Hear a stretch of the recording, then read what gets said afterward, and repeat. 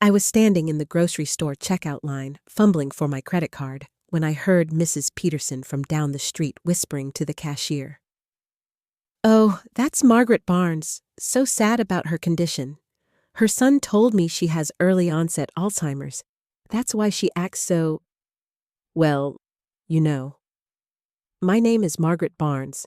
I'm 49 years old, and I was about to discover that my own son had been spreading lies about my mental health to explain away what he considered embarrassing behavior." The behavior in question? I'd been going through a difficult time after losing my job 3 months ago, dealing with some anxiety, and yes, maybe I'd been a bit more emotional and disorganized than usual. But Alzheimer's? Inside, I found Daniel sprawled on the couch playing video games, as usual. My husband, Robert Barnes, was in the kitchen making dinner, bless his heart. Robert, 51, works as a mechanic and has been my rock through everything. The job loss, the stress, the uncertainty about our future. He looked up when I came in, immediately sensing something was wrong. I set my grocery bags down with more force than necessary. "We need to talk. All of us. Daniel, turn that off and get in here." "Mom, I'm in the middle of a raid. Can it wait?" Daniel didn't even look up from his screen. "Now, Daniel, this is serious." Something in my tone must have gotten through to him because he actually paused his game and slouched into the kitchen. "What's the big deal?" I looked between my husband and son, these two men who were supposed to be my closest allies. "I just ran into Mrs. Peterson at the store. She told the cashier that I have early-onset Alzheimer's disease. She said you told her that, Daniel." Robert's face went pale. "What? That's ridiculous. Margaret, there's nothing wrong with your mind." But Daniel's reaction told me everything I needed to know. His face flushed red, and he couldn't meet my eyes. "Mom, I can explain." "You better start explaining right now," I said, my voice shaking with a mixture of hurt and anger. "How dare you tell people I have a degenerative brain disease? Do you have any idea what you've done?"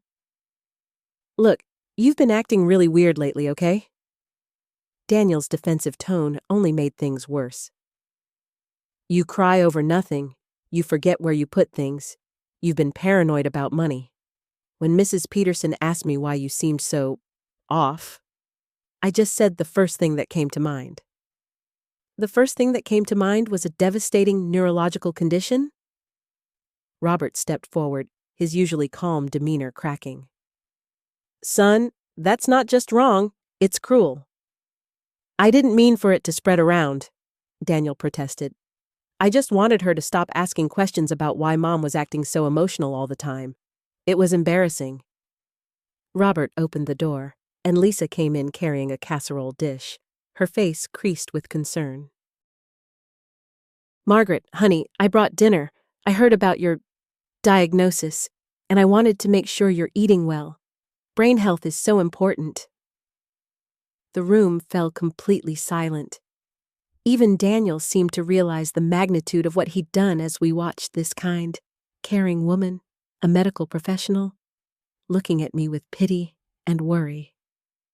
"Lisa," I said slowly, "what exactly did you hear?"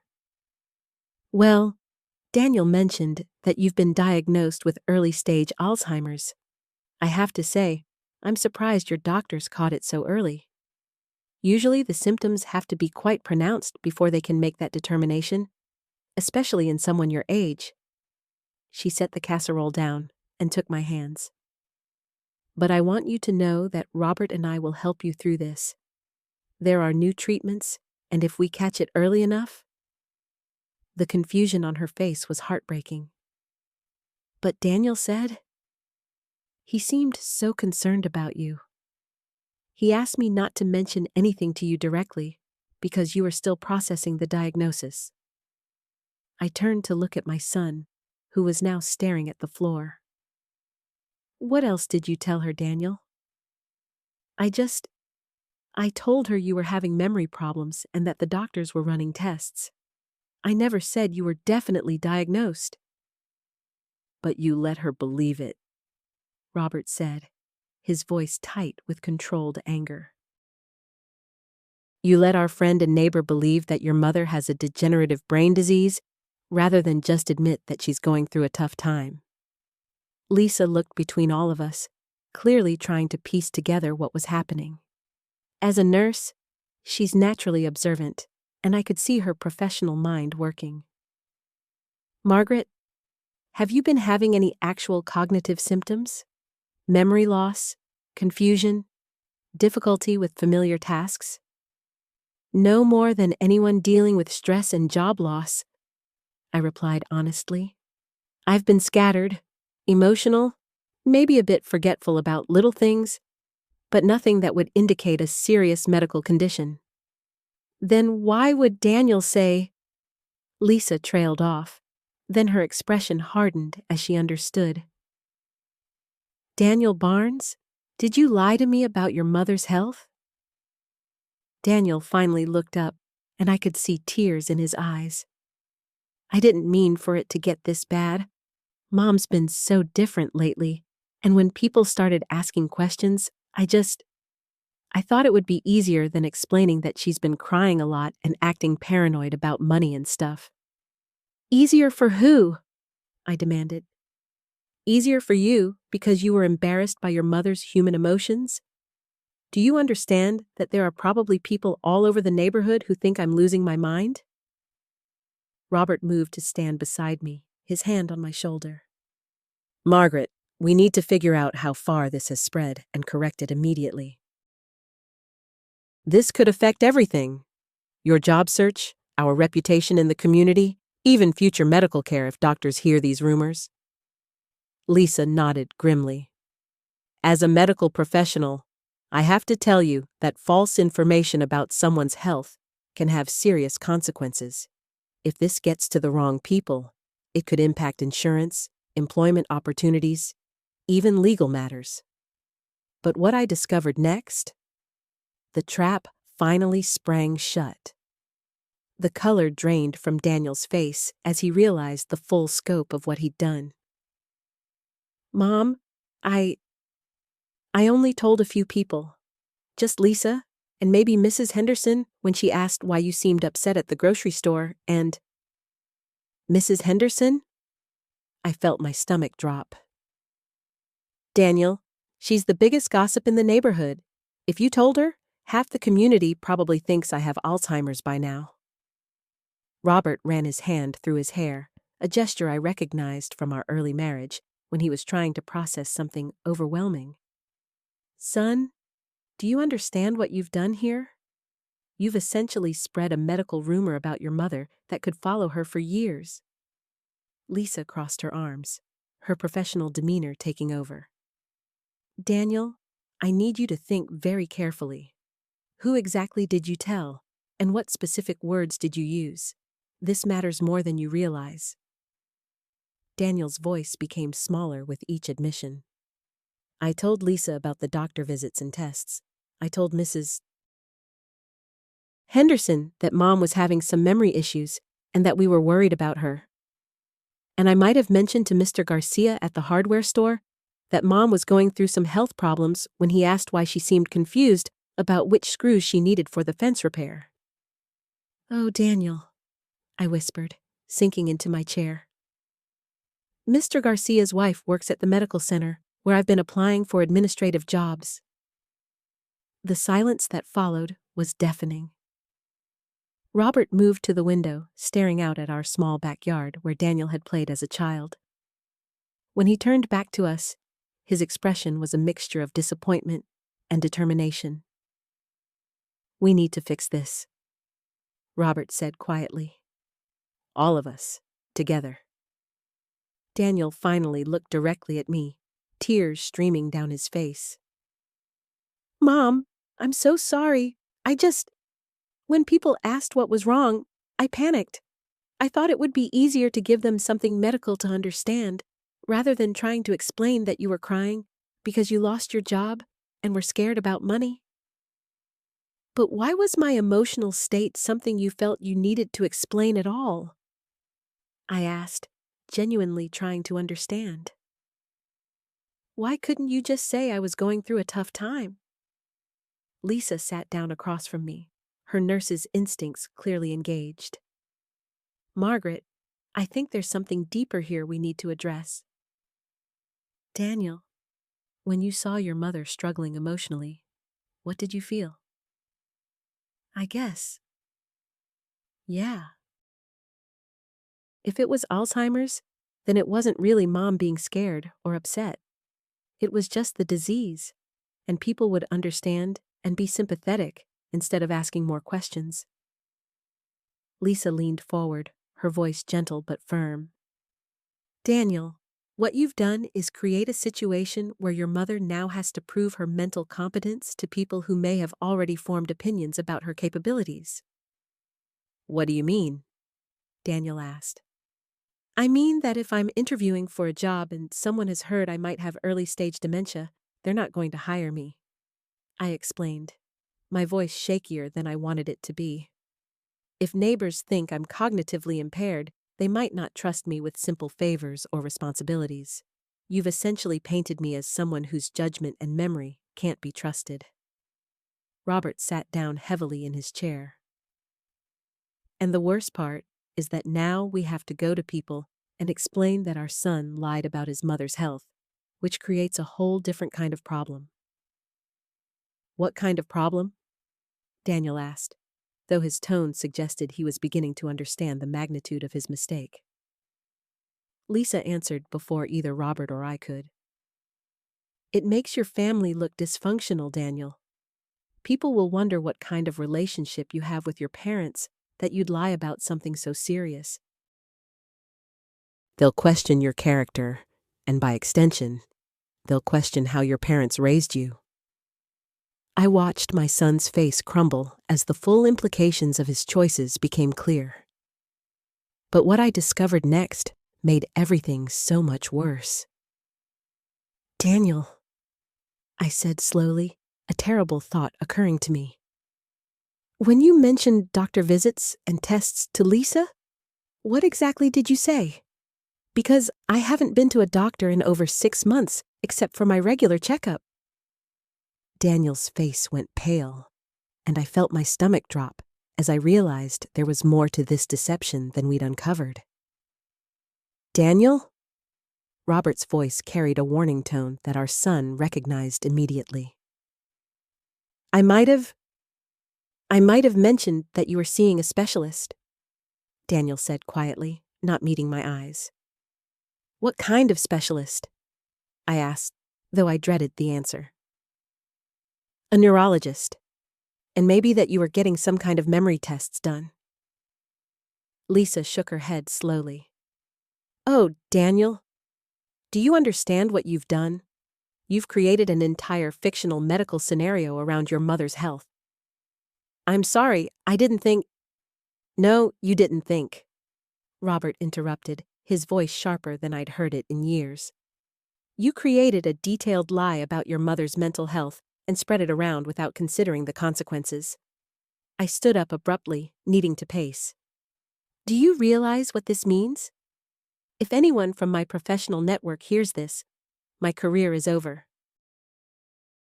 Who's going to hire someone they think is in cognitive decline? And what about our insurance? What if someone mentions this to our doctor's office? Would that actually cause problems? Daniel asked, genuine fear creeping into his voice for the first time. Lisa nodded grimly. If medical personnel hear that a patient is suspected of having dementia symptoms and is supposedly under evaluation for it, they might note it in her file. Even as hearsay, it could affect how they interact with her, what treatments they recommend, or how seriously they take her medical decisions. The full scope of the trap Daniel had built around me was becoming clearer, and it was suffocating. I felt tears starting to form, not from sadness, but from sheer frustration and fear. How? I turned to face him directly. How exactly are you going to fix this, Daniel? Are you going to go back to Lisa and tell her you lied about your mother having a degenerative brain disease? Are you going to track down everyone else you told this story to and admit you made it up? And the worst part, I continued, my voice rising despite my efforts to stay calm, is that even when you tell people you lied, some of them won't believe you. Some people will think you're just covering up now, or that we forced you to take it back.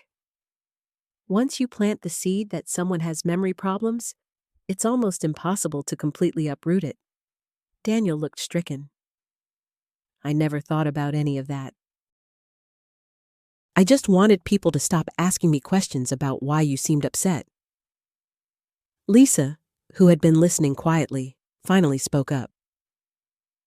Daniel, I need you to be completely honest with me now. Who else did you tell this story to? I need the complete list. I don't know if I can remember everyone, Daniel admitted miserably. Try, Robert said firmly, because we need to know exactly how far this has spread. But first, I needed to know exactly how deep this deception went, and Daniel's next words told me we were only beginning to scratch the surface of what he'd done. Daniel sat back down heavily, running his hands through his hair. Okay, let me think. He was quiet for a long moment, and I could see him mentally retracing his steps through weeks of deception. I told my study group at college first. That's Jake, Michelle, and Kevin. And what exactly did you tell them? Robert asked, pulling out his phone to take notes. I said you were having memory problems, and that's why I seemed distracted during our sessions. I told them you'd been diagnosed with early-stage Alzheimer's and that the family was still adjusting. I told my professor, Dr. Martinez, when he asked why I'd missed some classes. I said I needed to come home more often to help with Mom's condition. Daniel's voice was getting smaller with each admission. And I told the financial aid office when I was trying to get an extension on some paperwork. Lisa whistled softly. Daniel, you involved official college offices? They'll have records of this. I know. He looked miserable. There's more. I told Mrs. Henderson next door when she asked why there were so many cars here last month when Robert was visiting. I said we were having family meetings about Mom's health. I felt the walls closing in around me. Mrs. Henderson was the neighborhood information hub. If she knew, it was only a matter of time before others would start treating me differently, speaking louder, asking if I was doing okay, with that particular tone people use when they think you're fragile. Robert looked up from his phone. Anyone else? I told Tom at the grocery store where I work part-time. He was asking why I kept requesting schedule changes to come home on weekends. And I mentioned it to Sarah when she asked why I couldn't commit to being her lab partner this semester. Sarah from your chemistry class? I remembered Daniel talking about her before. Yeah, and... Daniel paused, looking even more uncomfortable. I might have mentioned it to a few other people in passing, when they asked about family stuff or why I seemed stressed. I started using it as a go-to explanation. Daniel, I said quietly, do you understand that you've essentially told your entire social circle that I'm losing my mind? I never thought of it that way, he whispered. Of course you didn't, Robert said, his anger barely contained. You were so focused on avoiding responsibility for your own issues that you threw Mom under the bus without thinking about the consequences. Lisa leaned forward in her chair. The college connections are particularly problematic. Educational institutions take mental health seriously, and they document everything. If Daniel ever needs academic accommodations, or if there are future issues, this false information about his family situation is already in their system. Can we get that removed? I asked. Maybe, but it will require Daniel to admit he lied to college officials, which could have its own consequences. Lisa replied. Academic dishonesty policies don't typically cover lying about family medical situations, but it's still deception involving institutional resources. Daniel looked stricken. I could get in trouble at school? But I'll tell them it was a mistake, Daniel protested weakly. And some of them will think you're just trying to protect me from the truth, Robert pointed out. Or they'll assume the family is in denial about the diagnosis. I stood up and walked to the window, looking out at the neighborhood where I'd lived for 15 years. Mrs. Henderson probably told her sister, who told her book club. The grocery store employees probably discussed it among themselves. Your college friends have probably mentioned it to their own families when explaining why their study partner was distracted. Daniel's face had gone completely white. Oh God, what have I done? You've created a crisis that's going to follow our family for months, maybe years, Robert said bluntly. And you've put Mom in a position where she'll have to constantly prove her mental competence to people who think they already know she's declining. I turned back from the window, and I could feel something shifting inside me. The initial shock and hurt were crystallizing into something else, a cold, determined anger that felt more productive than the emotional devastation I'd been drowning in. Here's what's going to happen, I said, and all three of them looked at me with surprise at the change in my tone. Daniel, you're going to help us fix this, and it's going to be uncomfortable for you. Very uncomfortable. Mom, I'll do anything, he said quickly. Good, because we're going to start with the hardest conversation first. I pulled out my own phone and scrolled through my contacts.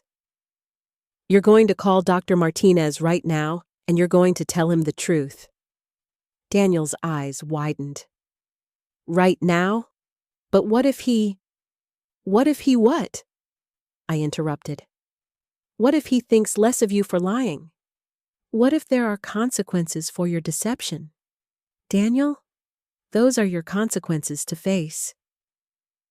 But as I watched my son's face crumble with the realization of what lay ahead, I suddenly understood that our biggest challenge wasn't going to be convincing people I didn't have Alzheimer's. It was going to be rebuilding trust with a son who had proven he was willing to sacrifice my reputation to avoid his own discomfort, and I wasn't sure our relationship could survive what I was about to ask him to do. There is no other way, I said firmly. You created this mess by taking the easy way out every single time. Now we fix it the hard way. Robert leaned forward in his chair. She's right, Daniel. You can't keep running from this. Dr. Martinez deserves to know the truth, especially since he's probably been worried about Mom this whole time.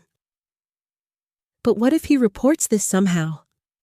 What if it affects my grades or my standing at the university? Daniel's voice cracked with panic. Lisa, who had been quietly observing this exchange, finally spoke up. Daniel, listen to yourself. You're still trying to protect yourself instead of thinking about what you've done to your mother. I felt a surge of gratitude toward Lisa for putting it so plainly. Your mother, who raised you, supported you, and trusted you, I added, and who now has to live with the consequences of your lies. Daniel's shoulders sagged. I know I messed up, but calling Dr. Martinez right now, when I'm this upset, when I don't even know what to say? You say the truth, Robert interrupted. You tell him you lied about Mom having Alzheimer's because you were struggling with your coursework and didn't want to take responsibility for your poor performance. It's going to sound so pathetic, Daniel whispered. It is pathetic, I said, and the words came out harsher than I intended. Daniel flinched, as if I'd slapped him. But it's also the truth, and the truth is what we're going to work with from now on. Lisa reached over and touched my arm gently. Maybe we should take this one step at a time. Daniel, why don't you start by writing down exactly what you told Dr. Martinez? Word for word, if you can remember. I wanted to object, to insist that he make the phone call immediately, but I could see the wisdom in Lisa's approach. Daniel needed to face the full scope of his deception before he could properly address it. "Okay," Daniel said, looking relieved to have a concrete task. "I can do that." Robert got up and found a notepad from the kitchen drawer. "Here, and don't leave anything out. We need to know exactly what story you told so we can figure out how to contradict it effectively." "There," Daniel said after several minutes, sliding the notepad toward me. "That's everything I can remember telling him." "Daniel," I said slowly, "this isn't just a simple lie. You created an entire narrative about my mental health condition." Robert read over my shoulder and let out a low whistle. "You told him she was having memory problems and getting confused about basic tasks? That she was in denial about her diagnosis? I was trying to make it believable," Daniel said defensively, then caught himself. "I mean, I wasn't thinking clearly.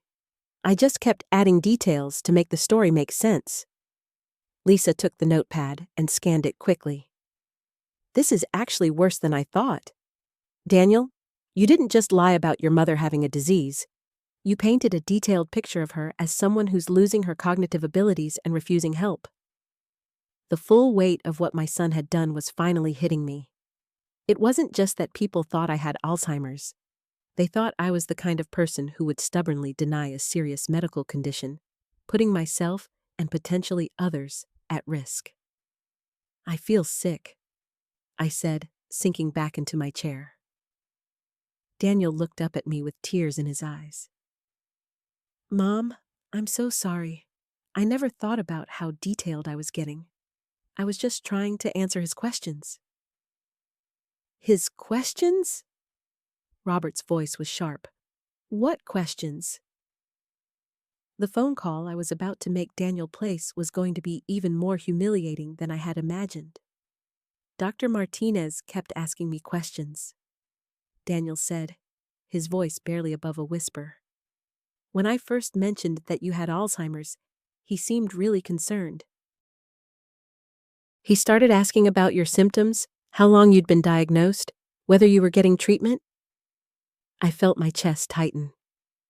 The family doctor I had trusted for over a decade had been fed a steady stream of lies about my mental state, and he had believed every word because it was coming from my own son. "And you just kept lying," Lisa said, her voice flat with disbelief. "I panicked," Daniel said, wiping his eyes with the back of his hand. "I couldn't suddenly say I was making it up. So, when he asked if you were having memory problems, I said yes. When he asked about confusion, I said that too. He kept asking more specific questions, and I kept answering them." "Mom, are you okay?" Robert asked, his hand on my shoulder. "You've gone really pale." "I'm trying to understand how this could have happened," I said, my voice coming out hoarse. "Daniel, Dr. Martinez has known me for years. Did he seem surprised when you told him about this supposed diagnosis?" Daniel nodded miserably. "He said he was shocked because you seemed fine during your regular checkups. That's when I told him you were really good at hiding the symptoms and that you were in denial about how bad things were getting." The room went completely silent. Even the hum of the refrigerator seemed to pause. I stared at my son. This man I had raised and loved and sacrificed for, and tried to reconcile the person sitting across from me with the child I thought I knew. "You told him I was in denial," I repeated slowly. "I'm so sorry, Mom. I know how that sounds." "Do you?" I stood up abruptly, my chair scraping against the floor. "Do you really understand what you've done? You didn't just lie about me having a disease. You painted me as someone who's mentally deteriorating and too stubborn or delusional to acknowledge it." Lisa was reading through Daniel's written account again, shaking her head. "This says you told Dr. Martinez that she's been having trouble managing her finances and that you're worried about her living alone." I had to explain why I was still living here. Daniel said weakly. "You had to explain?" Robert's voice rose. "You chose to destroy our mother's reputation instead of admitting you lost your job." The anger I had been trying to contain finally boiled over. "Get out," I said, my voice shaking with fury. Daniel looked up at me with shock. "Mom, please, let me fix this." "Get out of my kitchen. I can't look at you right now." "Margaret," Lisa said gently, "maybe we should focus on how to handle this situation." Daniel was crying now, but I felt no sympathy for him. The betrayal cut too deep, and the implications were too serious. "I'll call him," Daniel said. "I'll explain everything. I'll tell him it was all lies." "You think it's that simple?" I asked. "You think you can just call him back and say, 'Never mind, I made it all up,' and everything goes back to normal?" Robert was pacing now, his hands clenched into fists. "Do you realize what this could mean for Mom's medical care? What if Dr. Martinez documented this in her file? What if it affects her treatment for other conditions?" The full scope of the potential consequences was starting to hit me. This wasn't just about embarrassment or hurt feelings. This was about my medical records, my credibility with healthcare providers, potentially even my ability to make my own medical decisions if someone decided I was truly incompetent. "I need to know exactly what Dr. Martinez asked you and exactly what you told him," I said, my voice deadly calm. "Every single detail, Daniel, because when I call him, I need to know exactly what lies I'm going to have to correct." Daniel reached for the notepad again with shaking hands, but I could see in his eyes that there was more. More questions he had answered, more lies he had told, more damage he had done to my reputation and my life. And as I watched him struggle to remember all the ways he had betrayed me, I realized that making this phone call to Dr. Martinez was going to be just the beginning of a much larger nightmare. Daniel took a shaky breath and started writing again, his pen scratching across the paper with agonizing slowness. "He asked about specific incidents," he said without looking up. "Times when you seemed confused or forgetful." "And what did you tell him?" I asked, though I dreaded the answer. "I told him about the time you forgot to turn off the stove and burned dinner." Daniel's voice was barely a whisper. "Except that never happened. I made it up." Robert stopped pacing and stared at his brother. "You what?" "And I told him you got lost driving to the grocery store last month and called me crying because you didn't know where you were." Daniel's pen stopped moving entirely. That was a lie, too. "I said you've been repeating the same stories over and over, forgetting conversations we just had." Daniel finally looked up at me, his face streaked with tears. "I told him you've been getting angry and paranoid when people try to help you, which is why you won't admit there's a problem." Lisa sucked in a sharp breath. "Daniel, do you understand what you've done? You've created a complete fictional narrative about your mother's mental decline." "So you made our mother the excuse?" Robert said, his voice cold with disgust. "You turned her into a convenient story to explain your failures?" I felt something crack inside my chest, a physical pain that made it hard to breathe. "Did Dr. Martinez ask you about medication? About my ability to make decisions for myself?" Daniel nodded miserably. "He asked if you were still driving safely." "I said no, that I've been worried about you being on the road, but you refused to give up your keys." "I drive perfectly fine," I said, my voice rising. "I've never had so much as a fender bender in 30 years. "He asked about your finances, too," Daniel continued. "Whether you were paying bills on time, managing your accounts properly, Robert's face went white. Please tell me you didn't. I said you've been making mistakes with the checkbook, forgetting to pay utilities. Daniel was crying harder now. I said I've been helping you with money management, but you get upset when I try to take over completely. What really happened is that my son is a pathological liar, I said, the words coming out sharper than I intended. What really happened is that I raised a child who thinks so little of me that he'd rather destroy my reputation than face his own problems. Mom, please, Daniel begged. I never meant for it to go this far. I just needed people to stop asking questions. Stop asking questions? Robert's voice was incredulous. So you decided to make them think Mom was losing her mind instead? Because you were lying, I said flatly. Lisa sat down across from Daniel, studying his face. How many people have you told this story to?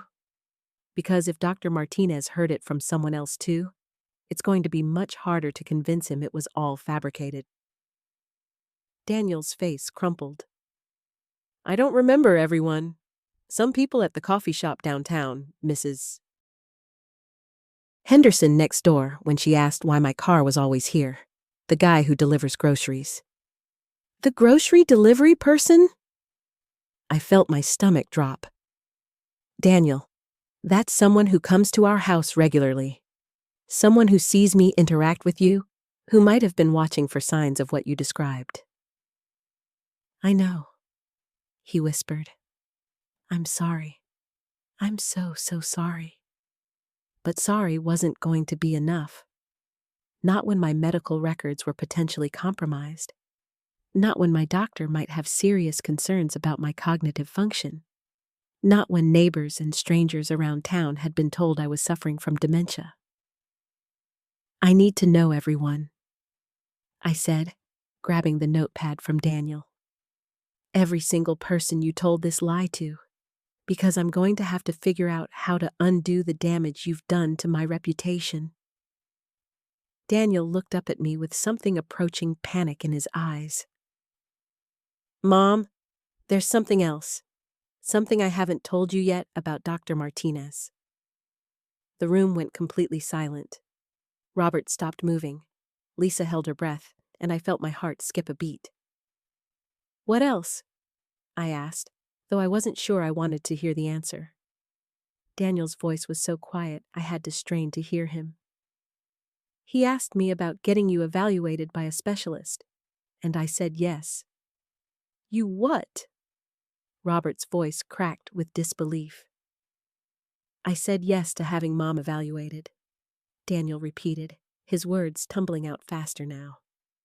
Dr. Martinez said he was concerned about the symptoms I'd described, and he thought it would be good to get ahead of things. He said early intervention was important. Lisa stood up abruptly, her chair scraping against the hardwood floor. Daniel, do you understand what you've done? You've potentially created a medical paper trail based on completely fabricated information. When? I managed to ask, though my voice sounded strange and distant to my own ears. When is this evaluation supposed to happen? Daniel wouldn't meet my eyes. Next Thursday, at 2:00, with Dr. Brennan at the memory clinic. That's 6 days away, Robert said, running his hands through his hair. 6 days to figure out how to explain this mess without making everyone involved think we're all completely unstable. I sank into the nearest chair, my legs suddenly unreliable. The notepad with Daniel's partial list of lies sat on the table in front of me, but now it seemed insignificant compared to this new revelation. A specialist appointment meant paperwork, insurance claims, medical records that would follow me for years. Mom, are you okay? Lisa asked gently, moving to sit beside me. You look pale. Daniel finally looked up from his hands. I can call Dr. Martinez. I can tell him I was wrong, that I misunderstood what I was seeing. What exactly did you tell Dr. Martinez about my symptoms? I asked, forcing myself to focus on the practical aspects of our situation. Because if I'm going to convince him to cancel this appointment, I need to know exactly what story he's expecting me to contradict. Daniel shifted uncomfortably in his chair. I told him you'd been repeating yourself in conversations, that you sometimes seemed confused about what day it was, that you'd been having trouble following complex instructions. None of which is true, Lisa said firmly. I felt a surge of anger so intense it surprised me. Harmless? Daniel, you've potentially compromised my relationship with my primary care physician. You've made me look unreliable to neighbors and community members. And now you've set up a situation where I have to either undergo unnecessary medical testing or convince a specialist that my own son was lying about my mental capacity. And say what exactly? Robert challenged. That you invented symptoms of dementia because you were embarrassed about your personal problems? Do you think that's going to make you look more trustworthy?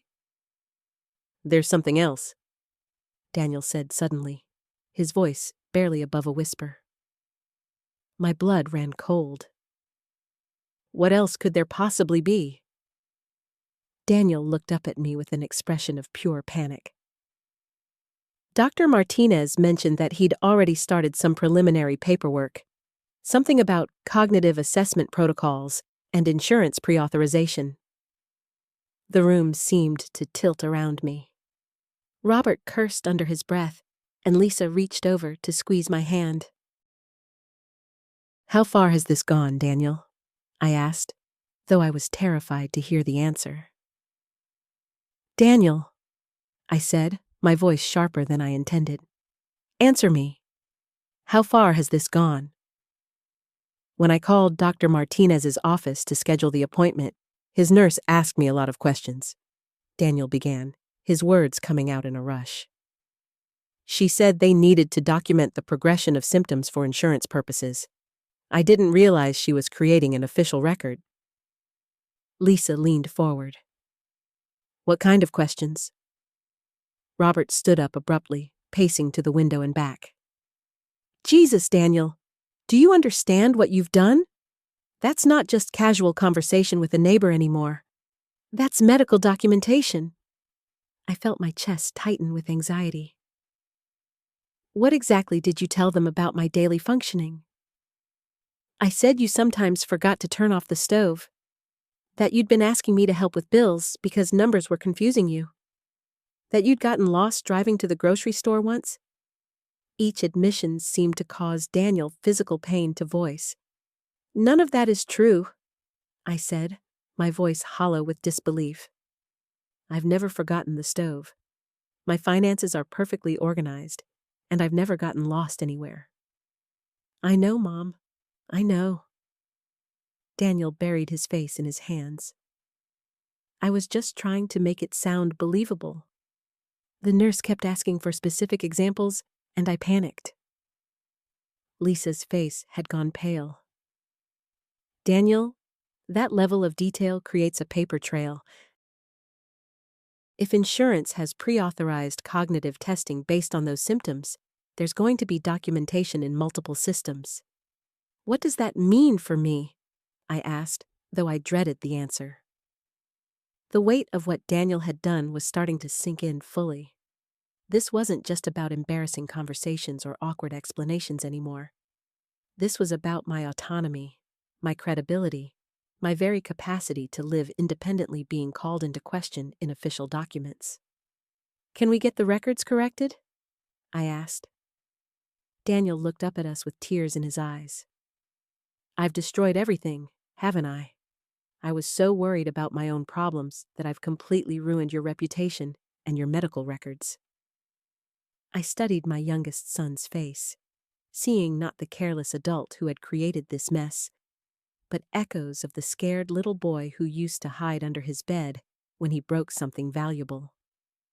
The anger was still there, burning in my chest, but underneath it was a deeper sadness about how we'd gotten to this point. Tell me about the insurance pre-authorization, I said, forcing myself to focus on practical solutions.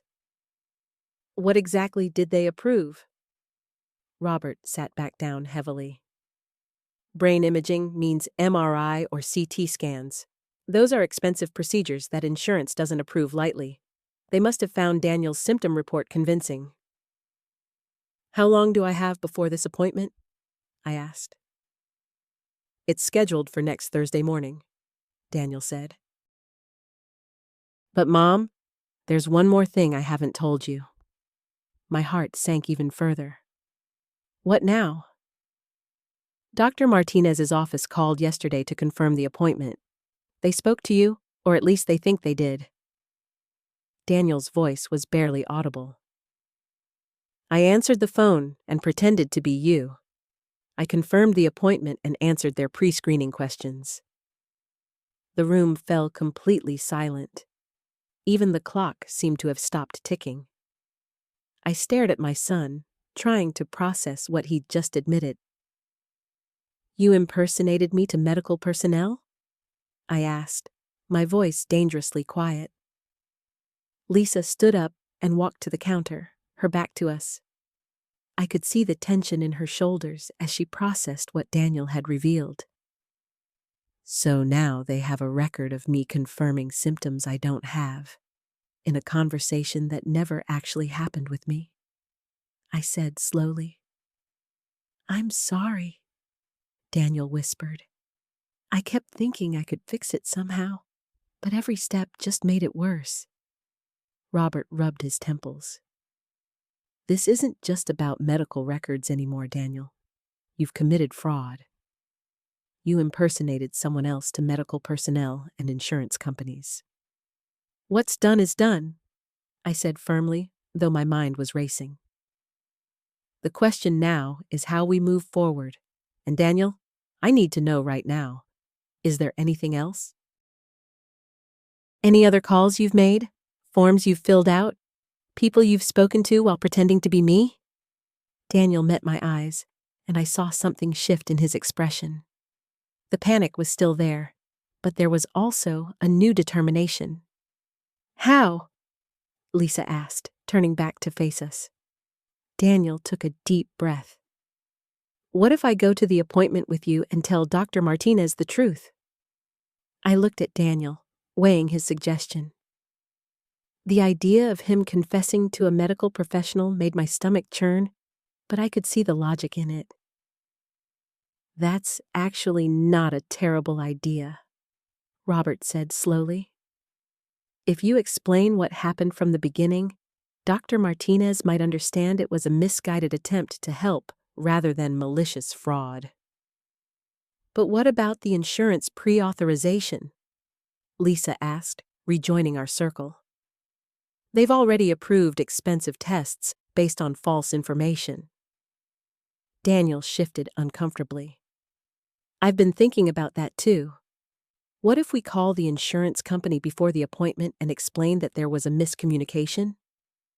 We could say that a family member reported symptoms that turned out to be situational stress, not neurological issues. Exactly, and it's not entirely untrue. I did misunderstand what was happening with you, and I did report it incorrectly. Lisa sat back down, her expression thoughtful. What do you think the consequences might be? For Daniel, I mean. I don't know, I admitted. But I think the consequences of continuing this charade would be worse. What happens when Dr. Martinez examines me and finds absolutely nothing wrong? What happens when the brain imaging comes back completely normal? They're going to have questions. Daniel nodded grimly. And if they think you're in denial about legitimate symptoms, they might involve other people. Social services, maybe, if they think you're not competent to make medical decisions. The thought sent a chill through me. That's exactly why we need to get ahead of this. Daniel, I appreciate that you want to fix this, but I think I need to make the calls myself. Mom, no, this is my mess. I should be the one to clean it up. I reached over and took his hand. Honey, You're 23 years old. You made a mistake trying to help your mother. But I'm the adult here, and I'm perfectly capable of handling this situation." Robert cleared his throat. "Actually, there might be a middle ground. What if you both make the calls together? You could explain that Daniel was concerned about some behaviors he observed, reported them in good faith, but that upon reflection, you've realized the issues were temporary and stress-related." Lisa brightened. "That way Daniel takes responsibility for the initial report, but you're clearly competent and in charge of your own medical decisions." I considered this approach. It felt honest without being unnecessarily self-destructive. "What exactly would we say?" Daniel pulled out his phone and opened his notes app. "Maybe we should script this out so we don't contradict each other." For the next hour, we crafted careful explanations for both the insurance company and Dr. Martinez's office. We practiced the conversations, with Robert and Lisa playing the roles of medical personnel, asking difficult questions. "Remember," Robert coached, "the goal isn't to avoid all consequences, it's to handle this responsibly and honestly. And to make sure Mom doesn't end up with a medical record suggesting she has cognitive problems she doesn't actually have," Lisa added. When we felt prepared, I picked up my phone. "Insurance company first?" Daniel nodded, his face pale but determined. "I'm ready." I dialed the customer service number, put the call on speaker, and explained that I needed to discuss a pre-authorization that had been approved based on incomplete information. After being transferred twice, I reached someone who could help. "My son reported some concerning behaviors to my primary care physician," I explained calmly. "The doctor referred me for neurological evaluation based on his report. However, we've since realized that the behaviors he observed were related to temporary stress, not neurological issues. We want to clarify this before my appointment." I looked at Daniel, Lisa, and Robert. We hadn't discussed this possibility. "What would you recommend?" I asked. "Well, if the authorization is already approved and you have concerns about stress affecting your cognitive function, it might be worth having the evaluation anyway. Stress can sometimes mask or mimic other conditions." Daniel was shaking his head vigorously, but Lisa looked thoughtful. "Actually, Mom, maybe she has a point. What if there is something subtle going on that we've all missed because we've been focused on Daniel's deception?" Robert nodded slowly. "It would also provide documentation that your cognitive function is normal, which might be valuable given what's already in your medical records." I made my decision. "Let's keep the appointment, but I want the record to reflect that we called to clarify the initial report." "I'll add a note to your file," the representative assured me. "Is there anything specific you want documented?" "That the family member's initial concern was reported in good faith, but may have been influenced by temporary stressors rather than underlying neurological issues."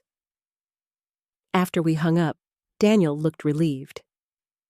"That went better than I expected." "Now for the harder call," I said, looking up Dr. Martinez's office number. The conversation with the neurologist's office was more complex. The nurse asked detailed questions about the symptoms that had been reported and my current status. "Dr. Martinez will want to examine you regardless," she explained. "Even if the initial concerns were stress-related, she'll want to establish a baseline and rule out any underlying conditions." "How do you feel?" Lisa asked Daniel. "Terrified," he admitted, "but also relieved. I've been carrying this around for weeks, and it was getting heavier every day." I looked at my son with a mixture of exasperation and love. "Daniel, I need you to promise me something." "Anything. If you're ever worried about me again, talk to me first. Don't make decisions about my health without involving me." "I promise, Mom. I really do. Robert stretched and looked at his watch. It's getting late, but I think we've made good progress today. How are you feeling about the appointment next week? Nervous, but ready, I said honestly.